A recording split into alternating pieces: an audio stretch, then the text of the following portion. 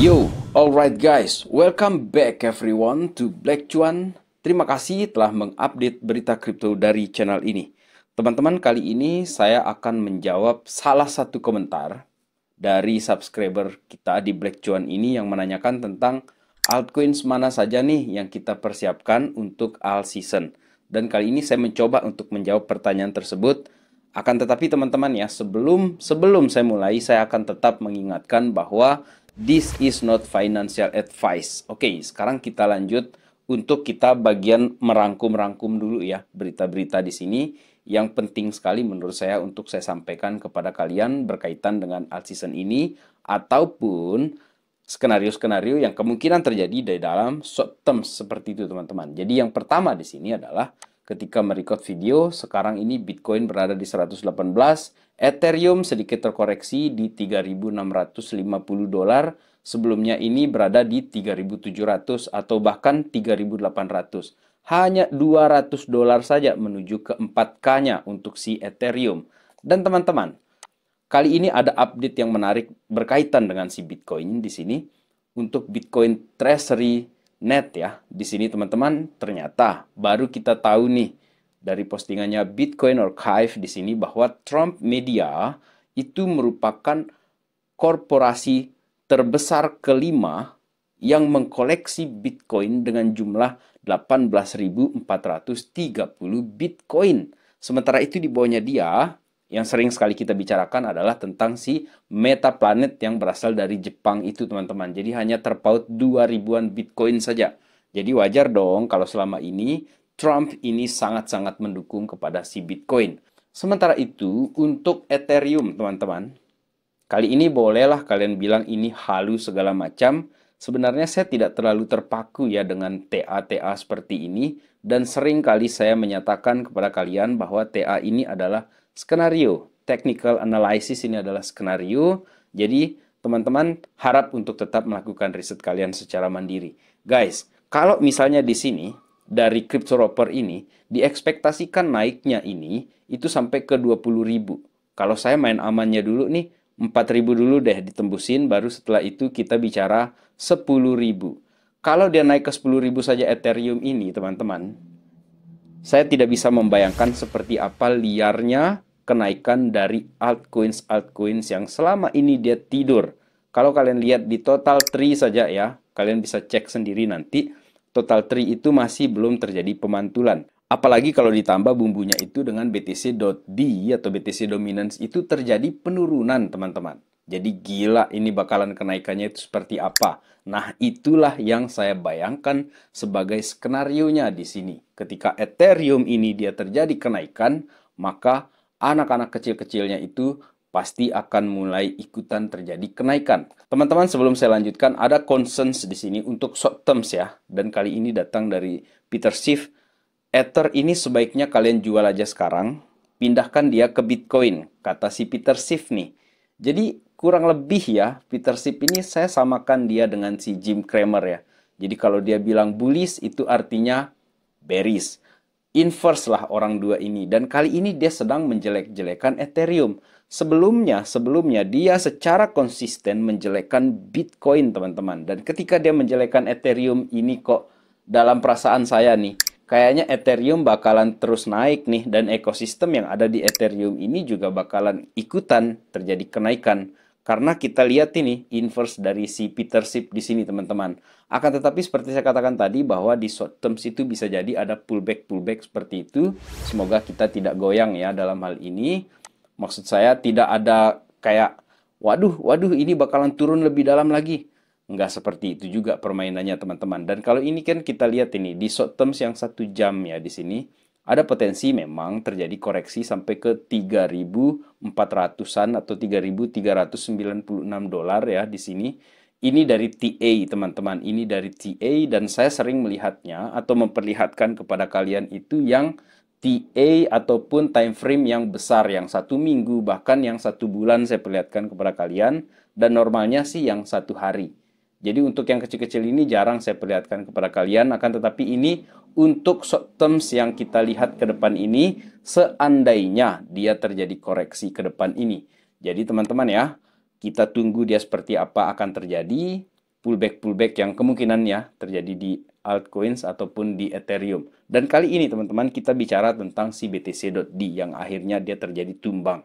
Tumbang dia si BTC.D, akan tetapi sayangnya di sini teman-teman dia mantul di sini. Saya mengharapkan dia tumbang seperti ini nih. Meskipun dia sempat fake out ya di sini di 54 ya. Di sini teman-teman, setelah dia naik ke 61 dia tumbang ke sini dan sekarang ini 61% itu masih merupakan support yang kuat karena dia terjadi penghijauan di sini teman-teman pas dia mantulnya ini. Ini time frame yang 1 minggu. Hijau dia. Jadi sampai sejauh ini Benjamin Cowen ya yang sering kita kutip itu max pain-nya itu berada di 71 nih. Karena ini 71 adalah area dari BTC dominan sebelum terjadi penurunan di tahun 2020-2021. Dan apakah kali ini memang harus menyentuh ke 71? Ya ini skenario lagi-lagi teman-teman ya.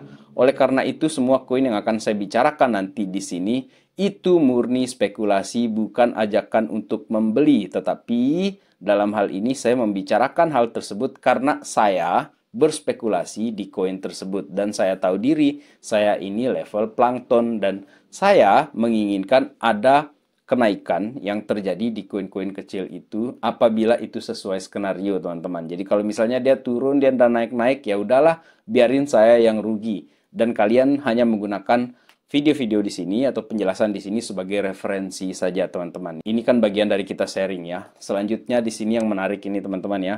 Untuk update dari si Ethereum sendiri, Paul Atkins yang merupakan chairman dari SEC sekarang ini sudah mendeklar bahwa Ethereum is not security. Dan ini berkaitan dengan bill kedua yang akan ditandatangani sebentar lagi oleh Trump atau barangkali ini besok sudah ditandatangani ya. Karena yang pertama kali sudah ditandatangani itu adalah Genius Act ya teman-teman. Dan kali ini Clarity Act untuk si aset kripto ini teman-teman. Jadi ini termasuk Ethereum dan semua anak-anakan kecilnya altcoins yang small cap ataupun yang medium caps tersebut. Dan sementara dia sudah dinyatakan sebagai bukan security atau dia adalah komoditi ya dalam hal ini kita bisa artikan demikian. Ethereum ini lagi-lagi pertanggal 22 Juli Paus membeli sebesar 272,47 juta Ethereum di sini teman-teman. Dengan jumlah Ethereum ini sebanyak 72.333 ETH dalam waktu 2 hari. Dia borong terus teman-teman. Dan lagi-lagi kita merangkum bahwa BlackRock ini sudah membeli miliaran dolar dari Ethereum. Untuk BTC-nya sendiri dia beli 2,57 billion. Sementara untuk Ethereum dia sudah beli ini 1,76 billion. Dan ini dilakukan dalam seminggu terakhir. Dan tadi sempat ya saya posting di Twitter, ini saya nonton di Reuters mengenai Jerome Powell ya. Ternyata dia nggak ada ngomong tentang keuangan di sini, jadi jangan hokis-hokis ya Pak Powell. Dan bahkan dia tidak ada berbicara tentang resignation ya, atau pengunduran dirinya. Dan seperti yang saya janjikan teman-teman, kali ini kita berbicara mengenai narasi ataupun ini genre-genre koin mana yang kita bawa ya ke dalam alt season. Ketika itu terjadi nanti teman-teman atau kita sudah siapkan sebelumnya, saya mau katakan bahwa koin-koin ini memang akan bertransformasi menjadi besar sekali kelipatan-kelipatannya teman-teman, mengingat market cap-nya dia itu yang kecil, kemudian kelipatan-kelipatan yang kemungkinan bisa terjadi itu sangat-sangat besar terjadi di koin ini, begitu pula sebaliknya. Oleh karena itu teman-teman ya, di koin-koin seperti ini, di narasi-narasi yang sekarang ini kita buru ya, dalam hal ini, kita bisa rugi, kita bisa untung, itu besar-besaran untungnya, dan ruginya juga bisa besar-besaran. Itulah kenapa saya katakan bahwa ini bukan financial advice teman-teman, bahkan ini bisa kita katakan ini udah masuk kategori judi sebenarnya, kalau di altcoin seperti ini. Jadi kalau kita ingin main yang aman-aman, itu sebenarnya kita mainnya di Bitcoin, di Ethereum, atau di 10 besar inilah. Seperti di BNB, Solana, kalaupun kita terjadi kerugian di sini, saya kira tidak senaas yang terjadi di altcoins yang kecil-kecil yang akan kita bicarakan di sini, teman-teman. Jadi buat kalian yang mungkin baru pertama kali nih masuk nih ke kripto tahun 2025 ini, kalau kalian ingin mendapatkan gains yang besar, maka berspekulasilah di koin-koin seperti meme.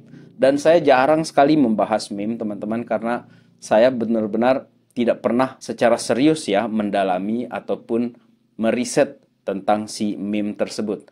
Jadi saya mendalaminya itu beberapa narasi-narasi yang akan kita bicarakan di sini.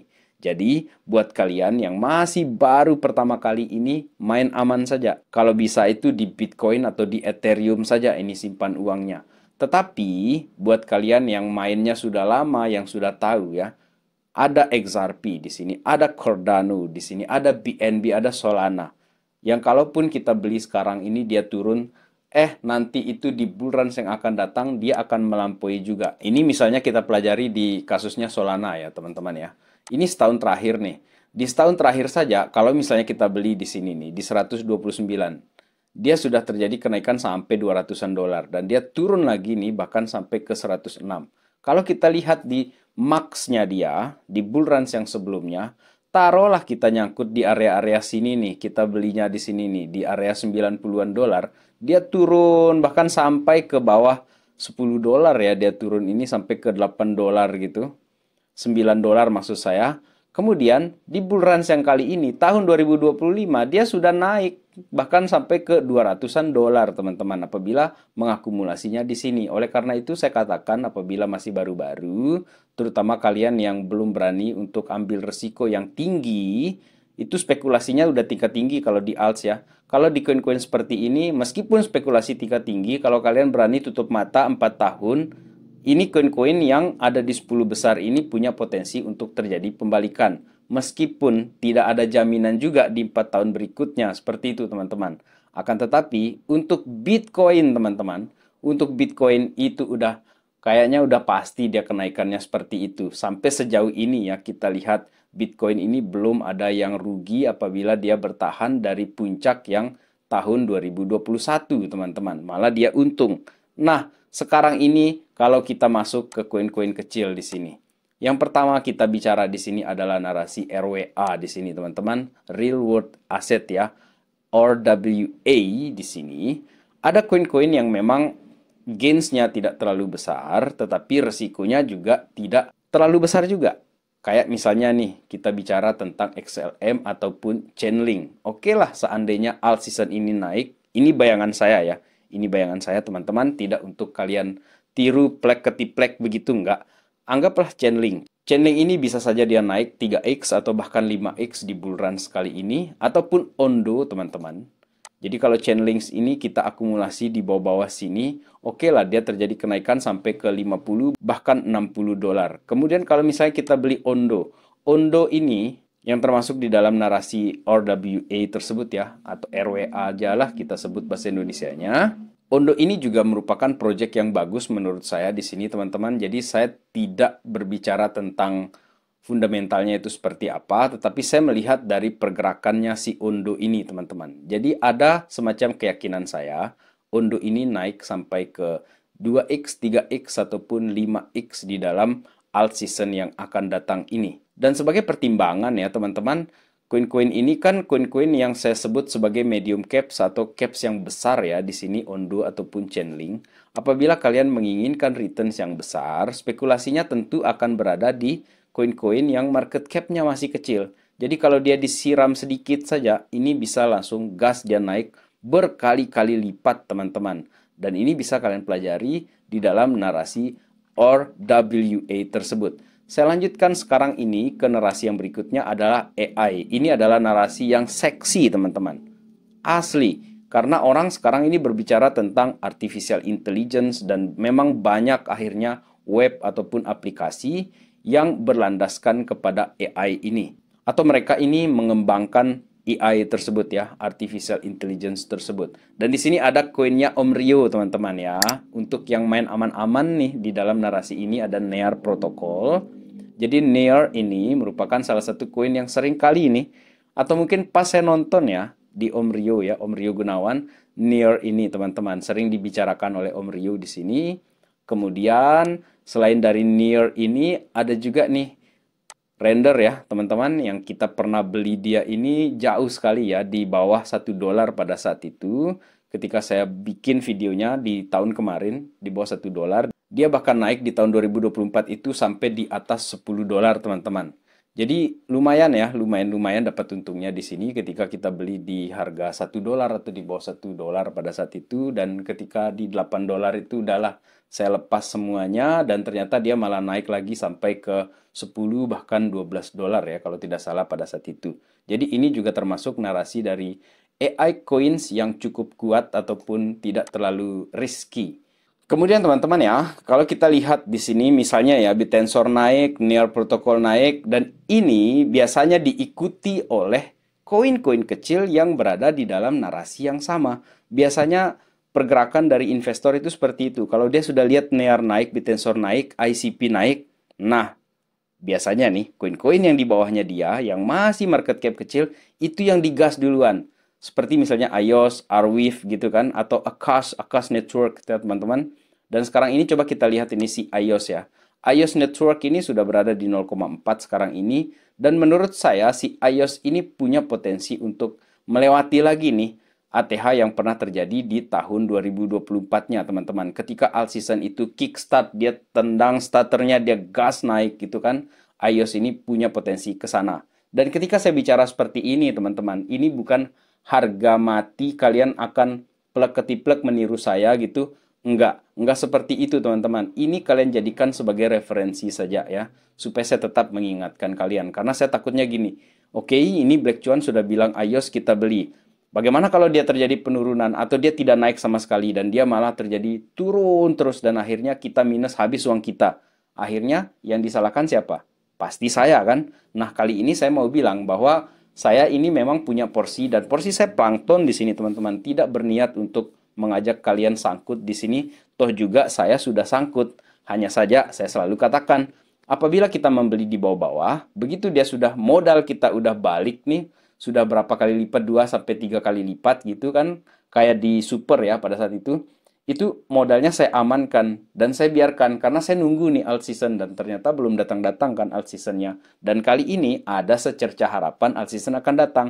Oleh karena itu, iOS ini saya tetap pertahankan teman-teman. Dan selanjutnya yang masih juga saya pertahankan adalah si PAL AI. Meskipun dia terjadi penurunan seperti ini, ya udahlah biarin aja lah saya yang boncos di sini gitu kan teman-teman. Dan apabila dia terjadi all season nanti, market cap kecil-kecil seperti PAL AI ini, menurut saya pribadi, punya potensi untuk terjadi kenaikan. Selain daripada pergerakan NEAR ataupun render di sini yang memang sudah kadung besar. Selanjutnya, ada narasi yang juga ingin saya sampaikan mengenai DePIN ya. DePIN Coins di sini. Lagi-lagi di sini ada si BitTensor, ada render juga di sini. Tetapi yang menariknya, yang besar-besar di sini ada Filecoin ataupun Grab ya, GRT di sini teman-teman. Dan untuk DePIN ini, saya di sini ya menceritakan kepada kalian koin yang saya hold di sini ya sebagai koin yang udahlah, mau dia naik, mau dia turun ini karena modalnya kita sudah amankan ya. Di sini ada si Akash Network ya di sini teman-teman. Kemudian ada juga BitTorrent ya di sini teman-teman. Koin yang ada di dalam jaringannya si Tron itu ya, Justin Sun itu teman-teman. Si BitTorrent ini ternyata di dalam narasi DePIN ya. Di sini menurut CoinGecko. Dan ini teman-teman bukan untuk ditiru. Ini saya akumulasi terus-menerus dengan ekspektasi saya ketika alt season datang, keciprat sedikit-sedikit dia terjadi kenaikan.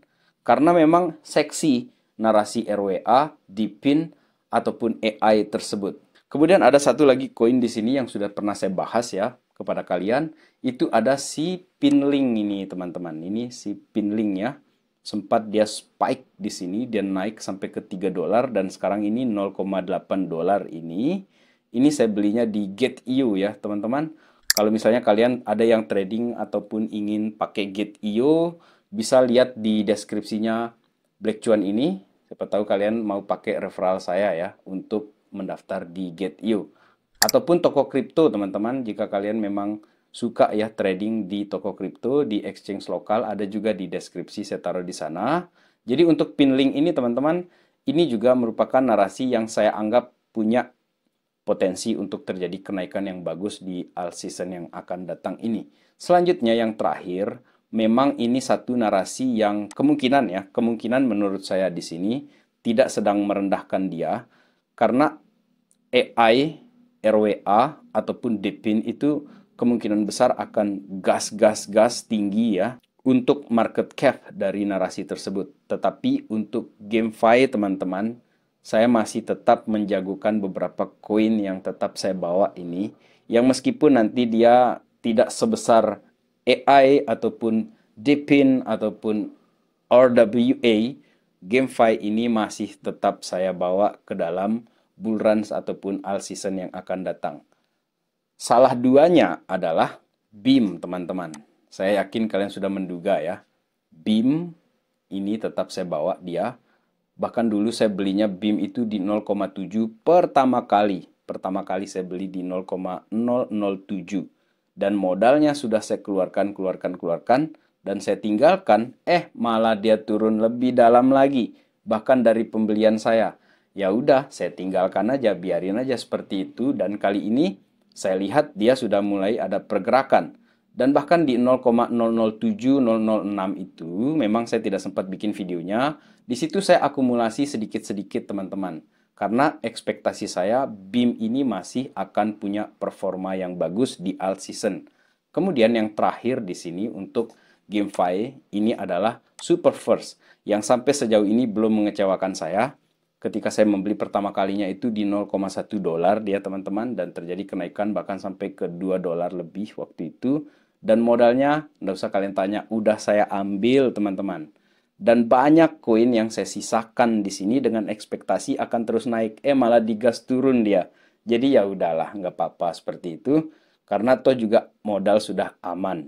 Dan teman-teman, semua koin-koin yang kita bicarakan di sini, jujur ya, kalau kalian gila-gilaan, ngeri-ngerian, all in segala macam gara-gara saya bikin video ini, kalian salah besar teman-teman. Saya tidak mampu menalangi kerugian kalian karena saya plankton di sini, dan yang bisa saya lakukan menemani kalian karena koin kita pasti beda teman-teman. Dan koin-koin yang saya sampaikan di sini itu adalah berdasarkan penelitian saya ataupun keyakinan saya sendiri dalam hal ini.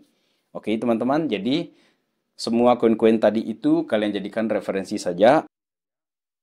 Terima kasih telah menonton. In the meantime, let's enjoy the ride guys. Salam Black Cuan. Peace, my friend.